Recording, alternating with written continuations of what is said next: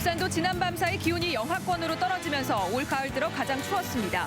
핫팩도 붙이고 왔는데 그래도 많이 추운 것 같아서 감기 조심해야 될 것 같아요. 도심 곳곳엔 얼음이 얼고 강한 바람에 체감 기온은 더 떨어졌습니다. 울산에서도 출근길 유세를 시작으로 제18대 대선 공식 선거운동이 막이 올랐습니다. 각 당은 일제히 출정식을 갖고 필승을 다짐했습니다. 불법 포획돼 몰수형이 선고된 남방 흔돌고래 4마리를 넘겨받을지를 놓고 남구청이 고민에 빠졌습니다. 그 속사정 취재했습니다. 현대자동차 사무직 175명이 창사 이후 처음으로 생산직으로 전환됩니다. 경기 침체 장기화로 이 같은 전환 배치가 다른 기업체로 확산될 전망입니다. 불황의 여파로 울산 지역의 혼인신고가 3년 만에 최저치를 기록한 것으로 나타났습니다. 자신이 배달한 집들만 골라 절도 행각을 벌여온 중국집 배달원이 경찰에 검거됐습니다. 배달할 때 집안 구조를 미리 살펴둔 뒤 범행을 저질렀습니다. 내년 말 준공 예정인 울산 포항 간 고속도로가 공사비 체불 시비에 휘말리면서 공기 지연이 우려됩니다. 개장을 앞둔 하늘공원이 장례용품 가격의 거품을 빼기로 했습니다. 이른바 노잣돈을 둘러싼 비리를 막기 위한 대책도 마련했습니다. 여러분 안녕하십니까? 11월 27일 화요일 UBC 프라임 뉴스입니다. 오늘 추우셨죠? 밤사이 기온이 영하권으로 떨어지면서 올가을 들어 가장 추운 날씨를 보였습니다. 이 때문에 산간 지역은 물론 도심 곳곳에도 첫 얼음이 얼었습니다. 김규태 기자입니다.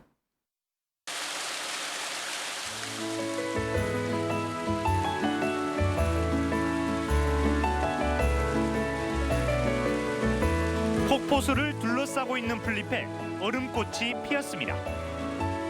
한 방울씩 모아진 물방울은 주렁주렁 고드름을 만들어냈습니다. 밤사이 기온이 뚝 떨어지면서 시내 곳곳에서도 첫얼음이 얼었습니다. 부쩍 추워진 날씨에 시민들은 한겨울 옷을 꺼내 입었고 많이 춥다고 해서 핫팩도 붙이고 왔는데 그래도 많이 추운 것 같아서 감기 조심해야 될 것 같아요. 상인들은 추위를 피해 난로 곁에 옹기종기 모였습니다. 조사 좀 되는데요. 오늘은 날이 추우니까 손님도 좀 덜하네요. 우리 난로도 처음 켜고 이러는데 많이 춥네요. 오늘 울산 시내 지역의 아침 최저 기온은 0도. 특히 정자 영하 1.4도, 상북 영하 0.1도 등 울산 지역 대부분이 영하권을 기록했는데요. 바람까지 강하게 불면서 체감 기온은 영하 5도까지 떨어졌습니다. 찬 대륙 고기압의 확장으로 기온이 큰 폭으로 떨어졌습니다. 내일은 따뜻한 남서류의 유입으로 평년 기온을 잠시 회복했다가 주말까지 다시 추운 날씨가 이어지겠습니다. 울산기상대는 당분간 구름 많은 가운데 다음 주 화요일엔 비가 내리겠다고 예보했습니다. UBC 뉴스 김규태입니다. 제18대 대선 공식 선거운동이 오늘부터 시작됐습니다. 박근혜 문재인 두 유력 후보는 선거운동 기간 2차례 정도 울산 유세를 펼칠 걸로 보입니다. 이정환 기자가 보도합니다.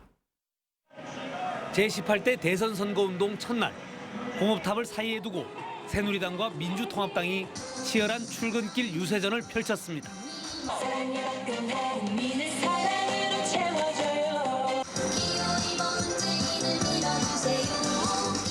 각 대선 후보 진영은 또 일제히 출정식을 갖고 필승 의지를 다졌습니다. 새누리당은 박근혜 후보가 준비된 여성 대통령이란 점을 강조하며 국민 대통합의 시대를 열겠다고 약속했습니다. 박 후보의 대전 유세장을 실시간으로 연결하는 등 전국 동시 출정식으로 열기를 달궜습니다. 오직 국민만 바라보고 대한민국과 결혼한 대통령 박근혜 후보에게 여러분의 열렬한 성원을 보내주시기 바랍니다. 민주통합당은 울산대공원에서 흥겨운 율동으로 울산 선대위 출정식을 시작했습니다. 특히 문재인 후보가 새 시대를 여는 첫 대통령으로 선출돼 사람이 먼저인 나라를 만들 것이라며 유권자들의 지지를 호소했습니다. 국민 여러분과 함께 이어가겠습니다. 12월 19일 문재인 후보를 대통령으로 만들어 주십시오. 문재인을 선택해 주십시오. 통합진보당은 출정식에서 비정규직 문제 해결을 대선 최우선 공약으로 내걸었습니다. 영세 상인과 비정규직 노동자들 장애인과 여성, 실업 청년들을 위한 이번 18대 대통령 선거에서의 희망을 만들고자 합니다. 22일간의 열전이 시작된 가운데 박근혜, 문재인 후보는 각각 2차례 정도 울산을 방문해 표심몰이에 나설 걸로 보입니다. UBC 뉴스 이정환입니다. 현대자동차가 최근 사무직 직원들을 대상으로 전업 신청을 받았더니 무려 170여 명의 생산 현장에서 일하겠다고 신청했습니다. 무슨 이유 때문일까요? 이영남 기자가 취재했습니다. 고졸 출신 사무직인 김모 대리는 입사 34년 만에 사무실 대신 자동차 생산 라인에서 일하겠다며 회사에 신청서를 냈습니다. 현대자동차가 최근 대리급 이하 사무직을 대상으로 직군 전환 신청을 받은 결과 김 씨처럼 자신의 직군을 바꾸겠다고 신청한 사람은 모두 175명. 고졸과 전문대졸 등 구사무직이 대상인데 전환이 가능한 사무직 1,300여 명 가운데 13%가 블루칼라를 택한 셈입니다. 이 같은 일이 가능한 건 현대차 노사가 올해 협상에서 일반 직군 대리 이하의 구사무직군 가운데 희망자에 한해 한 차례 전직 기회를 주기로 했기 때문입니다. 이 같은 현상은 무엇보다 사무직의 경우 과장으로 승진하면 노조원 자격을 잃게 되지만 생산직으로 갈아타면 직급에 관계없이 노조원 자격을 유지할 수 있기 때문입니다. 사무직으로 있다 과장 승진이 안 되면 고용 불안을 느낄 수 있지만 생산직은 그럴 일이 없다는 겁니다. 조합원 범위에 있다가 비조합으로 가게 되면 고용 불안 또 이후에 진급하는데도 상당히 애로사항이 있다. 그래서 그 사람들의 고충들을 회사 측은 신청자들을 대상으로 다음 달까지 심사와 현장 실습을 거친 뒤 내년부터 생산 라인에 투입한다는 계획입니다. 단일 사업장으로는 국내 최대 규모인 현대자동차의 사상 첫 전환 배치는 다른 기업체에도 영향을 미칠 것으로 보입니다. UBC 뉴스 이영남입니다. 불법 포획된 사실이 밝혀져 몰수형이 선고된 제주 퍼시픽랜드의 남방 큰 돌고래 모습입니다. 검찰이 돌고래를 몰수하면 국내 유일의 보전기관이 있는 남구가 관리해줄 것을 요청했는데요. 남구청은 이러지도 저러지도 못하는 상황입니다. 조인호 기자입니다. 제주 퍼시픽랜드에 있는 남방 큰 돌고래 4마리입니다. 이 돌고래들은 불법 포획된 사실이 밝혀져 1심 재판에서 몰수형 선고가 내려졌습니다. 제주지방검찰청은 최근 울산 남구에서 이 돌고래들을 맡아달라고 요청했습니다. 장생포 고래생태체험관이 국내 유일한 고래 서식지회 보전기관이어서 몰수해도 갈 곳이 없기 때문입니다. 실제 고래생태체험관에는 이 같은 수족관이 있고 고래 10마리를 치료 관리할 수 있는 보조 풀장까지 갖춰져 있습니다. 하지만 돌고래를 바다로 돌려보내라는 환경단체의 반발 속에 남구청은 고민입니다. 김두겸 남구청장은 아직 상고심과 대법원 판결이 남아있어 재판에 영향을 미칠 수 있고 소유권과 관리권이 명확하지 않아 조심스럽다고 밝혔습니다. 남구 소유도 아닌 상황에서 마리당 수천만 원의 운송비와 사육비를 부담하다 폐사할 경우 책임 소재를 명확히 하기 힘들기 때문입니다. 벌사면 정부 부분이 되는데 정부 부분은 남구청에서 관리하면 주거법 우리가 다시 정부에서 분리 배상을 해줘야 되는데. 남구청은 일단 재판이 끝난 뒤 남방 큰 돌고래 영입 문제를 정부와 논의하겠다는 여지를 남겨놨습니다. UBC 뉴스 조인호입니다. 이른바 과학 포경을 추진해온 정부가 고래잡이 계획을 사실상 철회했습니다. 농림수산식품부는 최근 각계 여론을 수렴한 결과 고래를 죽이는 과학 포경 대신 비살상식 연구 포경을 해야 한다는 의견이 많아 오는 30일 관계부처 협의를 거쳐 최종 발표할 계획이라고 밝혔습니다. 이 같은 소식이 알려지자 포경 재개를 기대했던 장생포 주민들은 실망감을 감추지 못하면서 비살상 조사 방법의 효과가 떨어진다고 판단될 경우 조사 방법을 바꿀 것을 정부 측에 요구할 계획이라고 밝혔습니다. 집에서 음식 자주 시켜 드시는 분들 이번 뉴스 유심히 보셔야겠습니다. 중국집 배달원이 자신이 배달한 집만 골라 절도 행각을 벌여오다 경찰에 붙잡혔습니다. 윤경재 기자의 보도입니다. 주택가 골목으로 중국집 배달 오토바이 한 대가 들어옵니다. 오토바이를 세운 배달원은 몸을 일으켜 주택 다만을 살펴보더니 사람이 없는 걸 확인하고는 열린 문으로 유유히 걸어 들어갑니다. 5분 뒤 금품을 훔친 배달원은 재빨리 현장에서 사라집니다. 자신이 배달한 적이 있는 10곳에서 220만 원어치의 금품을 턴 중국집 배달원 33살 김모 씨입니다. 김 씨는 이렇게 중국집 전단지를 돌리면서 자신이 배달했던 집에 사람이 아무도 없는 걸 확인하고는 범행을 저질렀습니다. 주변 지리를 잘 아는 데다 음식을 배달하면서 집안 구조를 미리 알아놓은 겁니다. 희한하게 장롱 안에 구석이 있는데도 어찌 그걸 알고 진짜 보석만 삭가였는데 문이 잠긴 아파트는 아예 잠금 장치를 부숴 침입했고 배달이 좀 많이 왔다 갔다 뿐만 아니라 전단지를 붙이기 위해서 올라가요. 제가 이제 토요일을 먹다 보니까 문을 잠그지 않고 외출한 집을 터는 건 식은 죽 먹기나 다름없었습니다. 중국집 종업원 같은 경우는 대낮에 그 옆에 배달 박스를 들고 돌아다니더라도 아무래도 일반 시민들의 의심점을 사기가 좀 어려운 것. 경찰은 배달원 김 씨를 절도 혐의로 구속하고 추가 범행이 있는지 수사하고 있습니다. UBC 뉴스 윤경재입니다.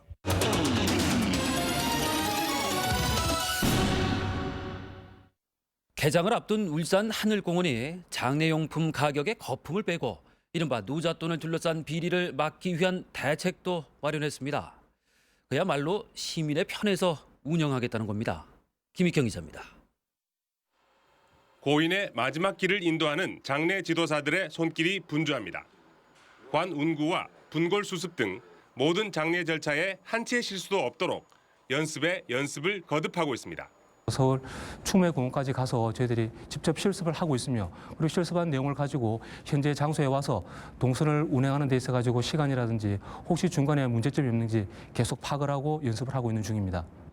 이들은 시신과 유족들이 하늘공원에 들어오는 순간부터 일반 상조회사를 대신해 모든 일을 처리합니다. 상조회사나 유족 간에 이른바 노잣돈 민원을 원천 봉쇄하기 위한 것으로 곳곳에 CCTV도 설치했습니다. 민원이 가장 많은 장례용품과 음식 가격은 민간시설의 60% 수준으로 맞춰 부산 영락공원보다도 싸게 한다는 방침입니다. 수목장과 잔디장을 합쳐 모두 6만여 기를 안장할 수 있는 이곳 자연장지도 마무리 작업이 한창입니다. 장례시설은 가동하는 순간부터 민원이 생길 수 있는 만큼 개장 시기가 다소 늦어지더라도 철저한 운영 점검을 통해 개장할 예정입니다. 장례 절차 전반이 원스톱으로 이루어지는 최첨단 종합장사시설입니다. 이런 최첨단 시설에 걸맞게 최고의 서비스를 제공할 수 있도록 개원에 완벽한 대비를 하도록. 울산 하늘공원이 시민들의 장례 걱정을 덜어주고 새로운 장례 문화를 만들 수 있을지 주목됩니다. UBC 뉴스 김익현입니다. 내년 말 준공기 예정인 울산 포항간 고속도로가 공사비 체불 시비에 휘말리면서 공기 지연이 우려됩니다. 일부 공고에 투입됐던 포항 지역 덤프 기사들은 2억 7천만 원의 장비 운반 대금이 체불됐다며 항의 시위를 벌이는 한편 앞으로 공사 현장을 점거해 공사를 중단시킬 계획이라고 밝혔습니다. 이 때문에 이들 덤프 기사가 실력 행사에 나설 경우 현재 공정 55%인 울산 포항 고속도로 공사가 차질을 빚을 것으로 예상됩니다. 울산시 의회가 오늘 고등법원 원외 재판부와 가정법원 울산 설치를 촉구하는 결의안을 채택했습니다. 시의회는 결의안에서 울산은 16개 시도 가운데 유일하게 고등법원 원외 재판부와 가정법원이 없다며 시민들의 양질의 법률 서비스를 받기 위해 하루빨리 설치해야 한다고 주장했습니다. 시의회는 이 결의안을 국회와 정부 그리고 대법원에 전달하는 한편 정당들이 대선 공약화해 줄 것을 촉구했습니다. 지난 9월 울산 지역의 혼인신고가 3년 만에 가장 적었던 것으로 나타났습니다. 통계청에 따르면 지난 9월 울산 지역 혼인 건수는 400건으로 지난해 같은 기간보다 100건이 줄어 3년 만에 최저치를 기록했습니다. 통계청 관계자는 경기 침체가 계속되면서 혼수용품과 집장만 등의 어려움을 겪는 예비 부부들이 결혼 시기를 미룬 경우가 많은 걸로 보인다고 밝혔습니다. 어제 저녁 동구 주전 앞바다에서 조업하다 바다에 빠져 실종된 인도네시아 선원에 대한 수색 작업이 이틀째 진행되고 있지만 아직까지 발견되지 않고 있습니다. 해경은 경비함정 10척과 항공기를 동원해 선원 K씨가 실종된 주전항 40km보다 넓은 70km 해상까지 수색 구역을 확대했지만 이렇다 할 성과를 얻지 못하고 있다고 밝혔습니다. 울산지법은 입원을 권유하는 의사를 살해하려 한 정신질환자 29살 이모 씨에게 징역 6년을 선고하고 치료 감호와 전자발찌 10년 부착 명령을 내렸습니다. 지난 2002년부터 정신분열증 치료를 받아온 이 씨는 지난 8월 자신이 다니던 경남의 한 병원 진료실에서 40대 여성 주치의가 입원을 권유하자 흉기로 3차례 찔러 살해하려 한 혐의로 기소됐습니다. 울산지법은 사귀던 여성이 자신을 경찰에 신고했다며 폭행하는 등 보복 폭행을 일삼은 45살 전 모 씨에게 징역 2년의 실형을 선고했습니다. 재판부는 전 씨가 보복 폭행으로 집행유예 기간 중인데도 지난 9월 또다시 같은 피해자를 상대로 폭행하거나 협박했다며 재범 위험성이 높아서 실형을 선고했다고 밝혔습니다. 울산지법은 뇌물수수죄로 기소된 한국수력원자력 고리원전 차장 47살 장모 씨에 대한 항소심에서 징역 10개월에 벌금 1,500만 원을 선고했습니다. 법원은 또 같은 회사 직원인 44살 이모 씨와 45살 이모 씨에게 각각 징역 8개월에 집행유예 2년, 징역 10개월에 집행유예 2년, 벌금 1,500만 원을 선고했습니다. 장 씨는 지난해 납품업체로부터 편의를 봐달라는 청탁과 함께 1,000만 원 상당을 받았고 이 씨 등은 납품업체로부터 각각 800만 원과 300만 원을 받은 혐의로 기소됐습니다. 올 들어 울산에서 각종 법규 위반으로 적발된 약국이 25곳에 이르는 것으로 나타났습니다. 이 가운데 영업정지나 영업정지 대신 과징금 처분을 받은 약국은 14곳으로 이 가운데 유효기간이 지난 약품을 판매한 약국이 9곳, 과대 광고가 3곳, 처방전 없이 임의 제조와 무자격 진료가 각각 1곳이었습니다. 보건소는 일부 약국의 재고 처리를 위해서 유효기간이 지난 약품을 팔고 있다며 약품을 살 때 반드시 유효기간을 확인해 줄 것을 당부했습니다. 오늘 낮 12시 17분쯤 북구 효문동의 한 정비센터에서 있던 산타페 차량에서 불이 나 소방서 추산 300만 원의 재산 피해를 내고 5분 만에 꺼졌습니다. 소방당국은 불이 난 차량에 시동이 꺼져 있었다는 목격자의 말을 토대로 정확한 화재 원인을 조사하고 있습니다. 첨단 산학연 융합산업단지로 추진되고 있는 남구 두왕동 테크노 국가산업단지 사업 추진 여부가 모레 결정됩니다. 사업 시행자인 한국산업단지공단은 현지 실사를 거쳐 모레 투자 타당성 보고회를 열고 테크노 산단 추진 여부를 결정하기로 했습니다. 테크노 산업단지는 남구 두왕동 130만 제곱미터 부지에 오는 2015년 말 준공을 목표로 하고 있습니다. 사적지 지정을 놓고 논란이 됐던 혁신도시 약사제방에 전시관 건립 후 문화재 지정 검토로 결론 나자 중구의회가 반발하고 나섰습니다. 중구의원들은 사적으로 지정되면 문화재 보호법에 따라 반경 200m 안에 개발 행위를 할 수 없게 되자 LA 측이 서둘러 다음 달 전시관 착공에 나서기로 했는데도 울산시와 중구청은 이를 방관하고 있다고 주장했습니다. 울산의 에너지 생산량은 7대 도시 가운데 2위, 1인당 에너지 소비량은 1위인 것으로 나타났습니다.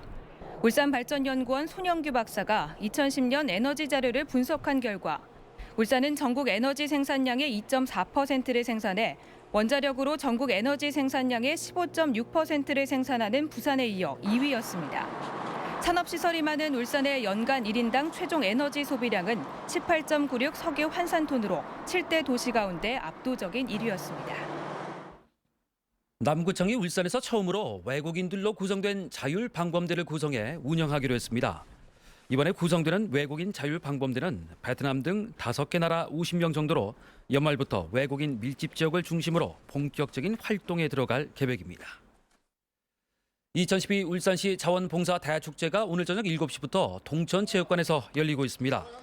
오늘 행사에서는 독거노인을 위해 자원봉사 활동을 펼친 청곡초등학교 6학년 7반이 최우수상의 영예를 안는 등 자원봉사 우수 프로그램 분야 7개 팀과 유공자 37명이 표창을 받았습니다.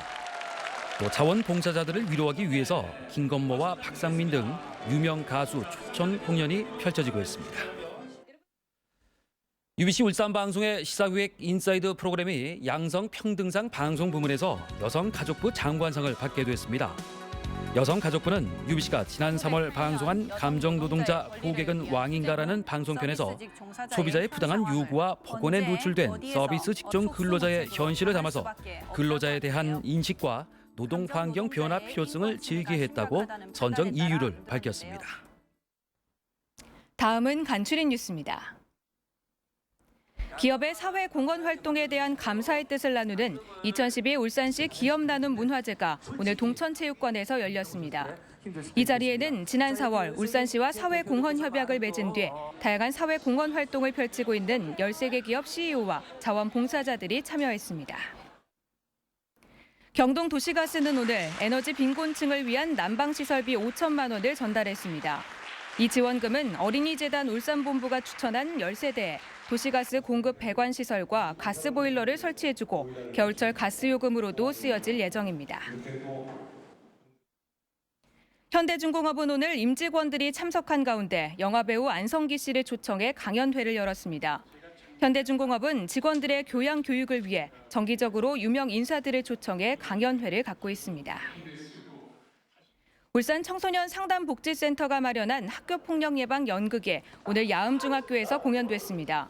극단 토마토가 제작한 연극 친구 추가는 집단 따돌림 등 학교폭력을 소재로 6개 중학교를 돌며 공연될 예정입니다.